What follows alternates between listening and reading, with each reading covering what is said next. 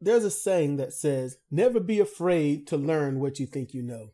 I admit that I don't know much. I don't know much, and I don't pretend like I know everything. I'm not going to come at you like, this is what I know, this is what I believe, and you should believe it too. Yeah, I mean, that's what the majority of people do, and people just fall right for it. They do. But where's mine? What didn't I know that I thought I knew? Republic. The United States Republic. So in my past, I'm like, well, we live in a republic. It's the United States. This is where we are. This is what we do. This is the republic. And the Pledge of Allegiance, and the whole yada yada. And I've looked this up before, and I decided I'm going to look it up again. So I put into, I use Firefox, but it came up, Google anyway. Frequently, politicians and many ordinary Americans refer to the United States as a democracy. Others find this aggravating because, unlike a democracy where citizens vote directly on laws, in the United States, elected representatives do, and therefore the United States is a republic. And I'm like, ooh, okay. So then I put in define -republic. Republic. Hold on. What's it? Republic. Republic. Okay. So, a state in which supreme power is held by the people and their elected representatives, in which has an elected or nominated president rather than a monarch, and a group with a certain equality between its members. Okay, so look, let's just go on this. Do we live in a democracy? No. I mean, at one point we did, and it was pretty cool. You get your group of people that are about, 1,000, 2,000, maybe 5,000, and they petition, they sign a letter. They say, look, we want this law. We want this privilege. We want this entitlement. We want this rights. We want this. So they get together. They talk about it in their little knit circles. They do all that. Then they write it up. They propose it to other little circles. And they're like, wait, they negotiate. And it might be a few weeks to a few months. Then they take said stuff, as they have done the best they can to compromise. And sometimes compromise didn't happen. It was a small struggle, a battle, an argument, a fight, a war, whatever it's going to be. And then they get it up to their representatives. The representative says, I will make sure we get this passed. This is what you want. This is what we will give you. And the representative does it, because usually the representative is over that one little town or tiny little city or proverb or something like that. That's how it used to be. It's not like that anymore. Now, what is it like? I want you to really think about this. You sit home, you watch TV, you might watch the news, or you listen to the radio, and then you'll hear something like the bill was passed today in the Senate, or on the table to be law in 20 something, obviously a year or two later. You get something like that. It's not like you had a say in it. And then you find these petitions that say, hey, stop this from happening. Like, for example, net neutrality. We used to have net neutrality, and then now there's going to be a law that says, no, they can control how fast certain sites go. So you got to ask yourself, when did we let our democracy go? And why did we hand it over to these politicians? What made it? I don't have the answers for this. I'm sorry. I wasn't alive at the time. This was done before me. This was done, even before Roosevelt. People just gave up their power. Okay, just hear this out. I know it's a touchy subject, but you know how many black people, kids, young adults today, those who are about 30 and under, when you talk to them about slavery, that's like, wait a minute. You mean a family of 6 white people can tell 300 to 600 black people what to do and beat on them and have them work in the hot sun? Just shred their fingers picking cotton, and then subject these people to some of the worst conditions and humiliating feats possible. And they'll be all right with it. They won't fight back. Instead, they'll run away, get caught, get punished, do it again.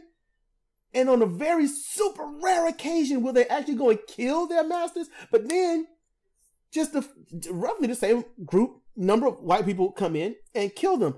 And they'll say, man, I wish a motherfucker would. That's what they would say. I wouldn't be out there doing that.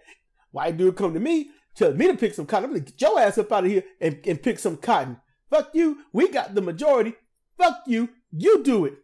And then you got someone say, why don't we just all do it? We all got to live. We all got to eat. God damn it. Let's all pick some cotton and make some money.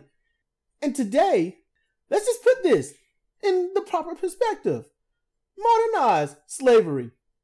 We go to work for those that can. I don't work. So, hey, don't discount me. Just hear me out.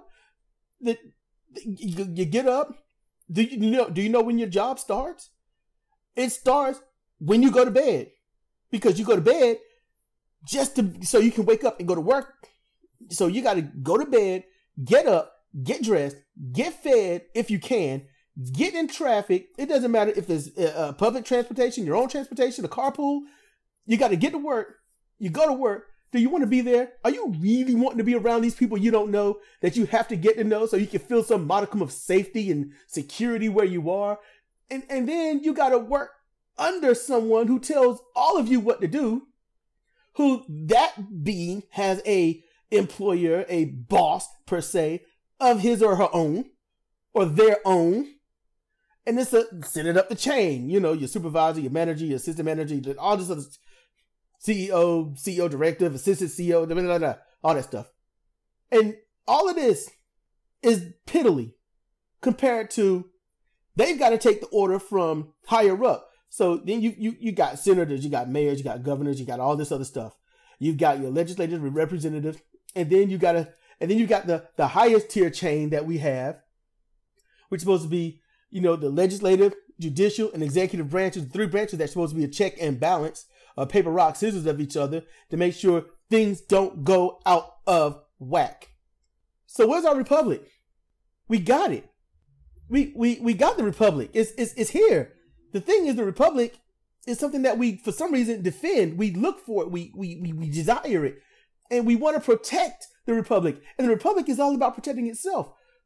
So we do the field work. We pay our taxes. We do all this. For what? Answer that. I mean, pause the video. Just why do you work so hard to pay the bills, to pay the taxes, to get further in the red on your money, and go out of your way to vote in these people that you don't know, that don't care about you, that only care about the money, that take orders from those who have the most money and control the system through that money in order to make your lives even worse, to make their lives even richer. And in turn, everything that you complain about, you don't complain too much about your politicians. You don't complain too much about the wealthy controlling said politicians. You blame each other. The white people blame everybody. The blacks, the Muslims, the Mexicans, the poor whites, the really bad off poor whites, the whites that mix with other races. I mean, they don't blame the ones that are in control. The black people, they blame the white people. They blame the severely poor blacks, although they have a little sympathy, but they don't give a shit because you've got people who are, drug dealers, users, that goes hand in hand. It's all a system. We bought into it.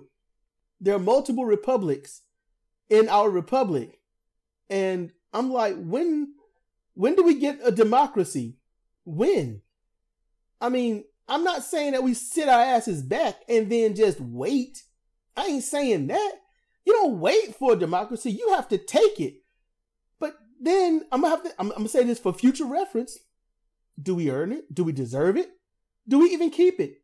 Because let's just put the proof right there, okay? We had Clinton, and we believed Clinton gave us a lot of great things and did nothing bad. And we got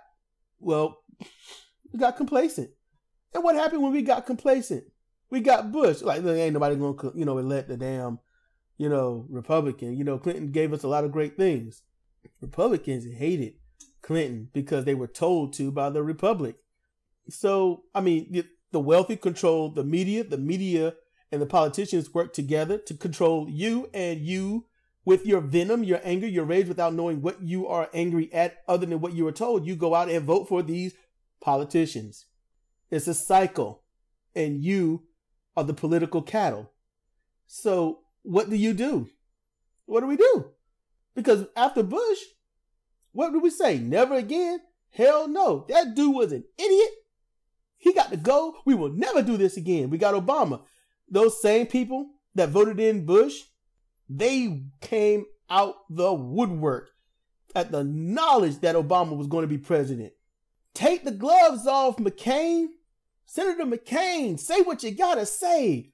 McCain didn't do that. McCain acted honorably. He acted decently. Now, he did try to stretch a few things here, and, Obama had to check him. The truth is, Obama was just a Republican. And what happened? Every day we are learning the truth about Obama, for those that don't ostrich themselves into the dirt. And those people that learn this truth, they like, look, we can't do this again. Those are the people, they say hell no to a Republican and damn the establishment Democrats. Those are your progressives. Those are your Justice Democrats. Those are the people that's going to say, I continuously will vote progressive no matter what. And they are still divided yet. They're the ones that will say, look, I got to vote progressive, but I will vote for the lesser of two evils. I mean, what do? We don't have a democracy because we vote for our republic. And the republic has to protect the republic for which it stands, for money. And that's what it does. And at the end of the day, whether you like what I'm saying or not, whether you want to look at the truth or not, at the end of the day, all we've done is show how Pavloved we are into voting for the very people that beat the hell out of us. That's what we do.